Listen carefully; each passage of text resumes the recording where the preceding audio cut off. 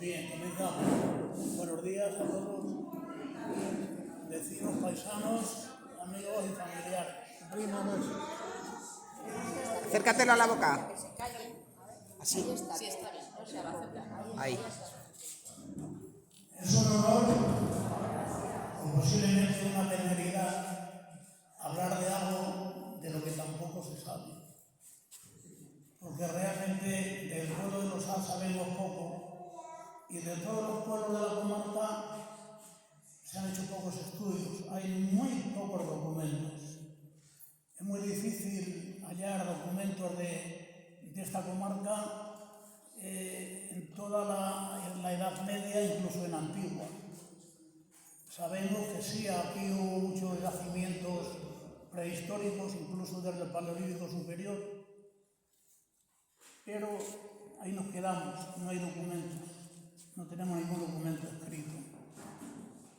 Sí sabemos, como aquí en el Osar, que no era el Osar, esto no se llamaba el Osar, esto se llamaba nuestra zona, el término del Osar, se llamaba el Cuarto del Orillar.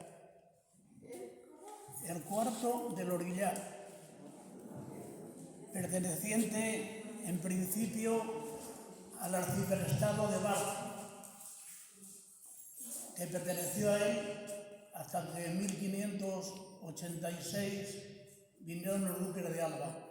Después pasaría a pertenecer a los duques de Alba y pagaríamos el pertinente 32.000 maravedíes y 30 perdices pagábamos a los duques de Alba. Pero bueno, vamos a empezar despacito. Siempre todos hemos tenido en mente o hemos oído la leyenda de que la Castejada era el Osar, o que la Castejada hizo a el Osar. Yo no voy a decir nada, solo voy a decir lo que era la Castejada. Era un asentamiento, un poblado diminuto, según Madoz, un gran historiador. La Castejada tenía 4 casas malas y 2 pajares. O sea que la población de ahí era muy relativa, muy poca población. Y no se llama la Castejada, debería llamarse Casa Tejada. Razón fácil de entender. Casa Tejada es casa de tejas. ¿Y por qué casa tejada y por qué de teja? Pues porque en la cubierta lo pusieron de teja, se le denominó casa tejada. Porque todos los demás poblados de la comarca, y debo advertiros que la comarca del Caballiruelos, la comarca del Medio Tormes y la comarca del Beceguillas estuvieron altamente pobladas en la Baja Edad Media, incluso en la Edad Antigua. Muy pobladas estuvieron y había bastantes poblados. Les diría ahora mismo, en los estudios, pocos estudios hechos, contamos en la comarca con 26 despoblados, como la Castejada. 26 despoblados.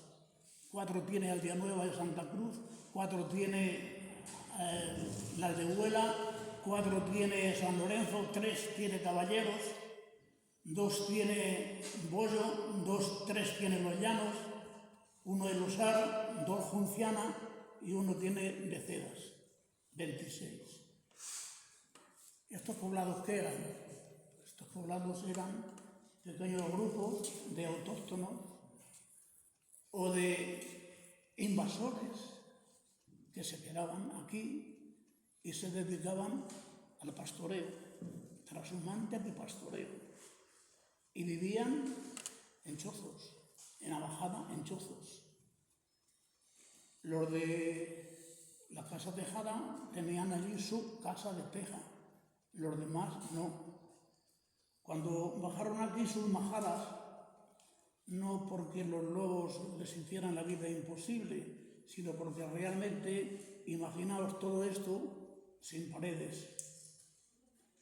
Imaginaos esto lleno, ahora lo explicaré un poco, de una red de vías extraordinarias. Y os voy a decir algo curioso que seguro no lo habéis oído nunca. Pues bajaban aquí sus ganados porque les caía mala cerca pastorear todo el valle este que hay de aquí arriba. Razón fundamental. Y estuvieron aquí mucho tiempo, pues luego llegaremos. Porque tenemos que encontrar primero a Erosar. No sabemos dónde está Erosar, porque esto se llamaba Casa Tejada. Y hasta 1450 no hubo ninguna noticia ni de la Casa Tejada ni del cuarto de la orilla. Pero bueno, vamos a lo que os iba a decir antes. Y es curioso que con tanta población, pues hubiera momentos en la historia de España que no había población. Y eso fue lo que dio lugar a Erosar. Ahora lo explicaremos. Hubo aquí grandes poblados, sobre todo en la época romana. Y unos ejes de vías que comunicaban todo, no solamente la comarca, toda la provincia y más de la provincia. Las rutas os las podría decir, pero bueno, luego lo digo. No, lo voy a decir ya. Luego os iba a contar otra cosa antes curiosísima. Los poblados de Cedillas con los poblados del Medio Tormes y los de Caballeruelos tenían vías de comunicación constantes. ¿Cómo se comunicaban? Barco no existía ahí. Había lo que se llamaba el barcaje. Había que pasar por una gran barcaja, como se pasaba en Horcajada por un charco que se llama La Honda. Una barca grandísima que llevaba animales y personas. Los del Valle del Caballeruelo, los del Valle del Tormes y los del Valle de Sevilla se comunicaban, agárrense, es una mentira, por favor, por un puente que había que comunicaba Valleruelo con el Sar, del Tormes. Un puente romano en el Tormes que comunicaba Vallehondo con el Osar. Esa era la ruta diaria más usada en todo el Imperio Romano y hasta bien entrada la Edad Media. De manera que esto se convertía en un núcleo de tránsito impresionante. Había una ruta que venía desde Segovia, Ávila, Villatoro, Piedrahíta, Vallehondo y Masada. Otra ruta venía por la parte de Gredo, que llegaba desde aquí, salía por aquí, San Lorenzo, los llanos de Tormes, cogía la C500 y llegaba hasta el puerto de Villatoro. Otra salía del puerto de Vallehondo, del puente de Vallehondo, y giraba hacia Extremadura, Plasencia y Extremadura. Otra pasaba por aquí, comunicaba a Junciana, que había ahí dos asentamientos importantísimos romanos, los Villares y las Cruzadas, donde todavía se conserva un trozo de calzada en buen estado, y comunicaba con Béjar. Y otra, de ahí salía y comunicaba a Santibáñez y el pueblo. Esas eran las vías que había entonces. ¿Qué pasó? Pues nada.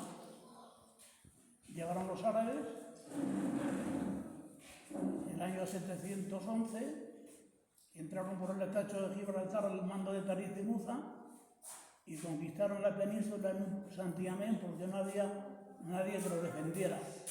Estábamos bajo el reinado de los visigodos, no sé si de la casa Recerdito o de la casa Bamba, creo que era de la casa Bamba, y nadie la defendió. Entonces, uno por el oeste y otro por el este llegaron a los montes cántabros en 2 días. Allí encontraron resistencia, don Pelayo derrotó a los árabes y ahí comenzó la reconquista. que durará 15 años, hasta 1492, que los reyes católicos derrotan a los últimos árabes en Andalucía. Pero, ¿qué ocurre? Nada, la reconquista es lenta. España no tiene, los reyes no tienen poder, no tienen ejército, todo el poder está en manos de los nobles. Los nobles sí tienen caballeros que prestan al rey sus caballeros para ir a la batalla, y tienen que unirse León y Castilla para continuar la reconquista. Aquí llegó, lo más duro fue pasar el Duero. En el 1080, Alfonso VI conquista Toledo. Importante fecha, importante hecho. Esto queda totalmente desarmado, deshecho, casi sin población, exceptuando, volvemos a recurrir a los poblados de los trashumantes, de los pastores, que son los que quedaron en pequeños grupetos en la montaña, y quedaron autóctonos, los pocos que quedaron los que se habían quedado romanos, y quedaron bastantes visigodos, pero insuficientes. Entonces, cuando Alfonso VI conquista Toledo, se proyecta lo primero reorganizar el terreno conquistado, Segovia, Salamanca y Ávila, y comienza una repoblación importantísima. 1080. La repoblación se la encarga al clero, el obispado de Ávila. Vamos a hablar de Ávila y de la comarca. Lleva a cabo la repoblación, lenta, muy lenta, 2 siglos, porque hay muchos inconvenientes.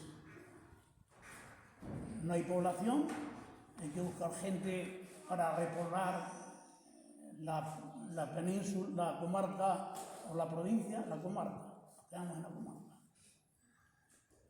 Los grupetos que se han quedado de árabes no dejan de dar la lata, están en constantes revueltas. Hubo un grupo que se albergaron en la sierra de Piedrahíta, un caso curioso, y traían de noche por el camino de la amargura al Valle Andrés. Vino Alfonso VII y para derrotarles, ¿saben lo que hizo? Prendió todos los bosques de la sierra de Piedrahíta, y fue la única manera de desarraigar a los árabes que traían por el camino de la amargura del Valle Andrés, y con eso muchas más revueltas. Por ello, la repoblación se prolongó 2 siglos.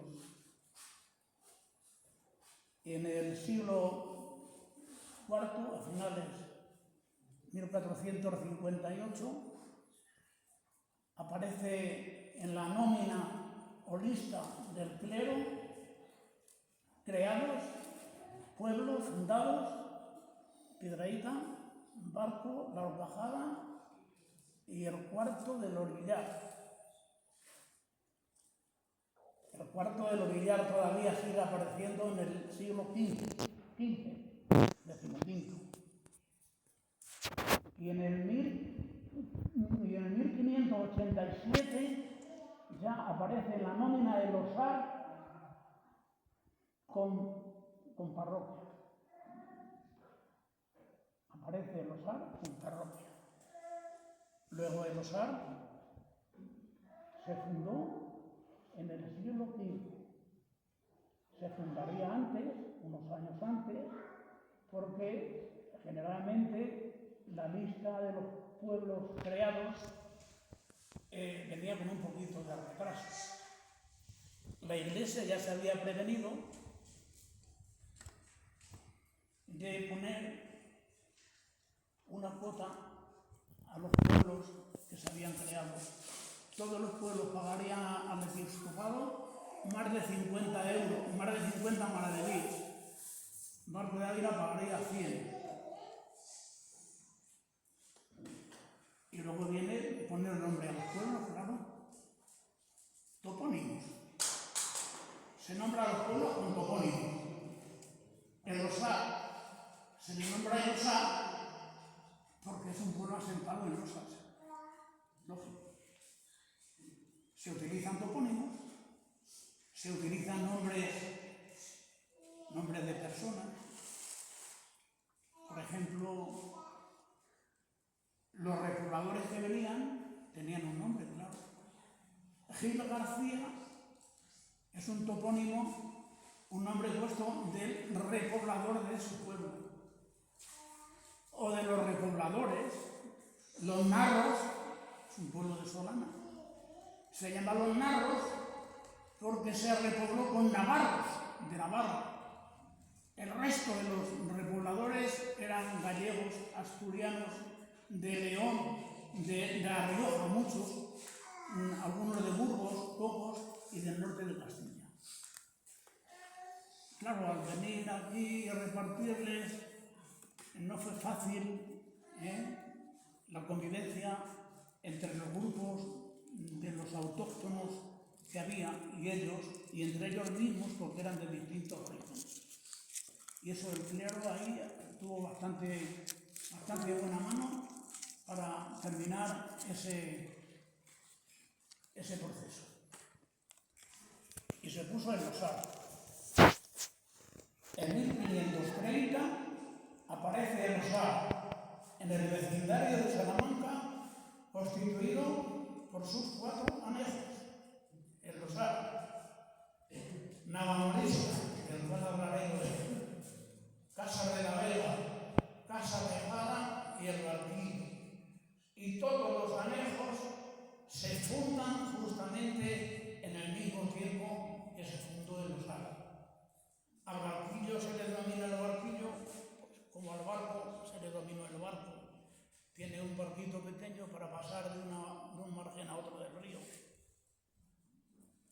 A Casa de la Vega se le denomina Casa de la Vega porque realmente ahí residen los colonos que van a hacerse cargo o a controlar o a pastorear la ribera, digo la vega, porque la agricultura de entonces era muy rudimentaria, solamente se cultivaban cereales de secano, con tres hojas, una de cereal, otra se podía sembrar cebada y el resto barbecho para que pastorearan los rebaños de ovejas, que tomaron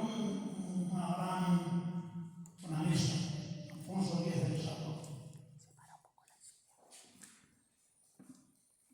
Todas las vías que había de los romanos las ensanchó y las asignó para la marcha del pastoreo, que pastaran los pastos de la vega, los pastos de la montaña y las grandes cañadas.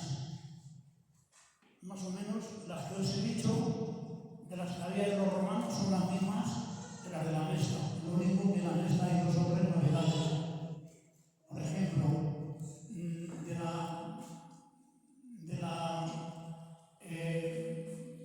de la cañada que viene del puerto del Pico por el Alto Tormes y llega a la Lisera, baja a Navamediana y de Navamediana sube, va a Bolo, sube a Gredos y va a parar a los Sar de la Vega. Otra cañada también que pasa de Gredos, pasa el puente de la Salteña, Navajales, Torbella, Navalmodilla, sube Gredos, atraviesa y va a Madrigal de la Vega. Y eso dio una gran expansión a la ganadería de ovino, a las merinas españolas. Y España se convirtió en un gran exportador de lana a todos los países desarrollados que tenían una industria textil, sobre todo Gran Bretaña y los Países Bajos. Y le interesó a la monarquía apoyar ese proyecto porque en la venta de esa lana la Casa Real llevaba una comisión. Y eso continuó. Está, como lo tenemos, el siglo XVIII, que la agricultura experimenta un desarrollo importante en toda Europa. Europa que ya era desarrollada en la agricultura. El mayor desarrollo de la agricultura en Europa fue cambio de cultivos, selección de semillas y la rotación. En España no habíamos llegado a eso. El cambio de regadío fue algunos frutales. Cambiar el trigo de regadío por trigo trinasino y sembrar el lino. Ese fue el cambio. Pero vamos a rosar, volvemos a rosar y a la casa tejana. Estamos en el siglo XV, ya tenemos el rosal constituido con sus anejos y casa tejana también forma parte del rosal. Luego, el rosal no procede de casa tejana. Casa tejana se unió al anejo del rosal porque confluían en el mismo espacio geográfico. El cuarto del Orguillar seguirá a cargo del duque de Alba hasta el año 1826. Y Casa Tejada seguirá unida al rosal hasta que desaparece el año, según Maló, el año 1846. Desaparece y está comenzado. Bueno, no. Había casas en pie, los pajares, un poco de adorín. Y eso, amigos, es todo lo que os tengo que contar de nosotros. Muchas gracias. Y es lo poco que sé y es lo poco que puedo decir.